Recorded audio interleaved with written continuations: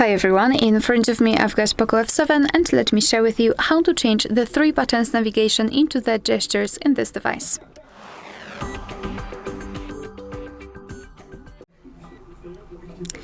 So let's begin with opening the settings.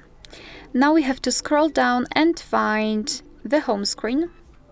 Scroll down again and find system navigation. And of course, I've got the gestures applied right now, so let me switch to the buttons. If you will decide that you want to stick to the buttons, here you can customize them. So you can mirror the buttons, which means that you can reorder the back button and the recents. You can manage the button shortcuts and automatically disable navigation buttons if you wish. If you'd like to still change it to the gestures, simply tap on this animation. Your device will ask you whether you want to go through the tutorial and learn how to use them, but I don't want to do it right now, so just let me tap on not now. Moreover, I will also show you how to use the gestures in a second. Instead of the 3 buttons, we've got this line at the bottom of the screen, which is responsible for some gestures, and you can hide it if you want to. So let me hide it.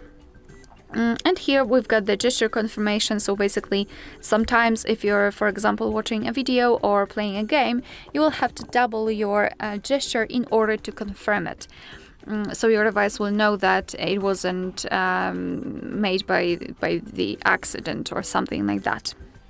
Alright, so in order to get back to the previous page, just like by using the back button, you have to swipe your finger from the side to the center. If you can see this little arrow, you can release the finger, and as you can see, the same from the right side. If you'd like to get back directly to the home page, swipe your finger from the bottom to the center and make sure that this motion is quick and short, so something like that.